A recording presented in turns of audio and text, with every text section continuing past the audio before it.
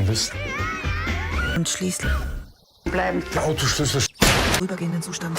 গল্পটির শুরুতেই একটি সুন্দর রাস্তা দেখায় যা জঙ্গলের মাঝখানে, যেখানে একটি মেয়ের নাম মার্টিন। সে একটি গাড়িতে যাচ্ছিল তার বন্ধু ইউগো এবং লুসির সঙ্গে। ইউগো আর লুসি একটু বয়স্ক মানুষ ছিল, মনে হয় মার্টিনের কলিগ দ্বারা। তারা জঙ্গলে যাচ্ছিল তাদের ছুটির দিনগুলোকে খুব সুন্দরভাবে কাটাতে এবং বনের মাঝে তারা শিকার করবে এবং সেই শিকারকে পুড়িয়ে ভালোভাবে খাবে। ওখানে পৌঁছাতেই লুসি ক্লান্ত হয়ে পড়ে আর ইউগোকে বলে পাশের গ্রামে একটি ক্লাব আছে, চলো সেখান থেকে কিছু মদ খেয়ে আসি। ইউগো তার সঙ্গে চলে যায় আর মার্টিনকে বলে দেয় যে তুমি ঘর লক করে তুমি আরাম করো, সকাল হতে হতে আমরা ফিরে চলে আসব।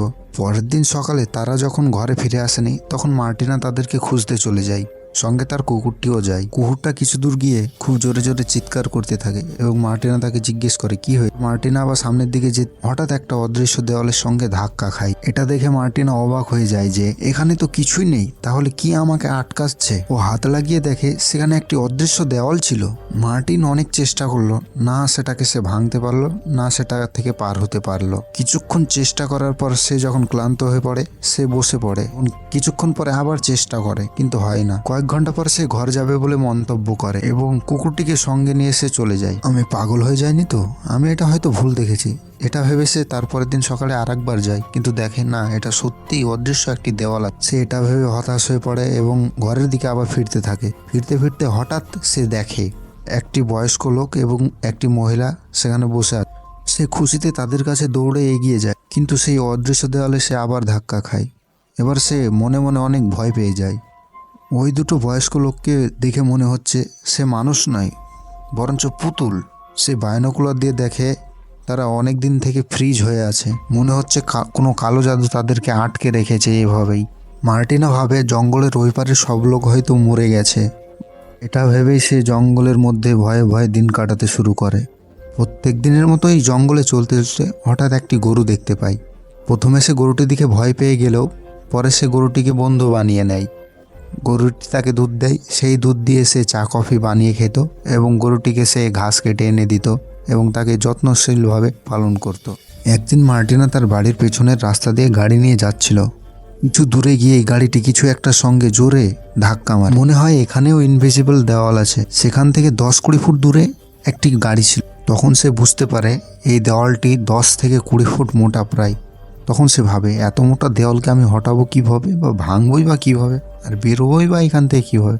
সে অনেক চিন্তিত হয়ে পড়ে। এটা কোথায় যে শুরু হয় আর কোথায় শেষ এর কোনো সম্বন্ধে মার্টিনার ধারণা ছিল না। সঠিকভাবে দেখাও যায় না, এটা ভাঙবো কিভাবে, এটা তো আমি ভাঙতেই পারবো না।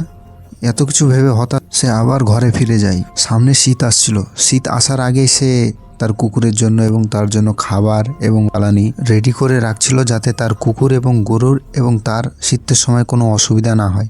এবং সেখানে সে অনেকগুলো আলু চাষও করে নিয়েছিল। এর বৃষ্টির মাঝে হঠাৎ একটি বিড়ালকে দেখতে, কিন্তু তার প্রকৃত বন্ধু হচ্ছে সেই কুকুরটি। আর সে কুকুরটিকে অনেক ভালো। কখনো কখনো সে জঙ্গলে শিকার করতে যায়। প্রথম দিন হরিণের শিকার করতে যায় কিন্তু এম ঠিকঠাক না থাকায় সে শিকার করতে পারে না এবং হতাশ হয়ে ঘরে ফিরে যায়। পরের দিন হরিণটাকে সে ঠিক শিকার করে নেয় এবং সেটাকে পুড়িয়ে রান্না করে সুন্দরভাবে উপভোগ করতে থাকে। পরের দিন সে পাহাড়ের উপরে যায়।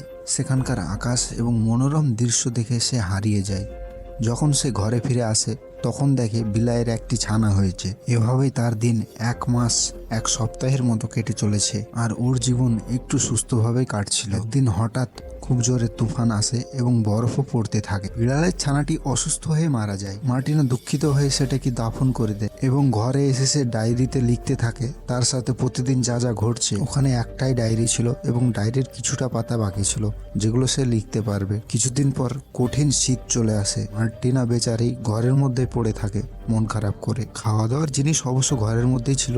সে রোজ কিছু না কিছু বানিয়ে খেয়ে নিত কিন্তু সে বাইরে যেত না এবং সারাদিন ঘরের মধ্যে থাকে। এর মধ্যেই গরুটির বাচ্চা হয়। গরুটির ডেলিভারি করাতে মার্টিনা অনেক সাহায্য করে।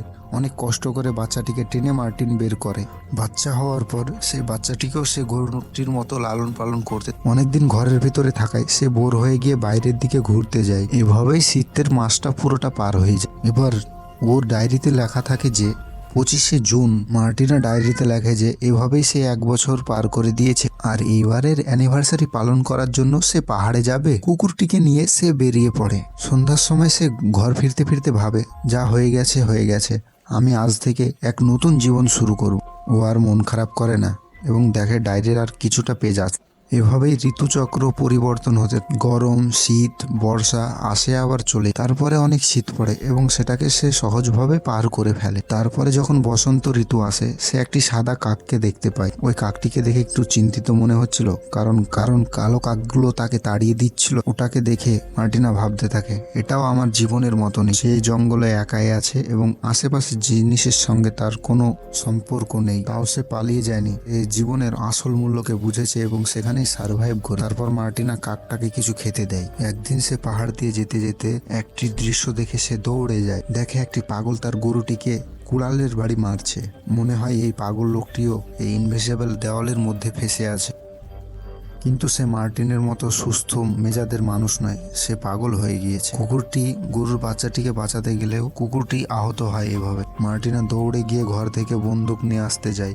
বন্দুক নিয়ে আসতে ওর কুকুর পাগলটিকে অ্যাটাক করে, কিন্তু পাগলটি তাকে কুকুরটিকে মেরে দেয়। এটা দেখে মার্টিনা পাগলটিকে গুলিবিদ্ধ করে এবং তাকে ওখানে মেরে ফেলে। সে কুকুরটিকে মারতে দেখে অনেক কান্না করে। মার্টিনা রাগে অনেকগুলো গুলি পাগলটির ওপর চালায় এবং কুকুরটির বাচ্চাকে জড়িয়ে ধরে সে কান্না করতে থাকে। কুকুরটিকে সে ভালোভাবে দাফন করে দেয় এবং সেই পাগলটিকে পাহাড় থেকে লাথি মেরে সে নিচে ফেলে দেয়।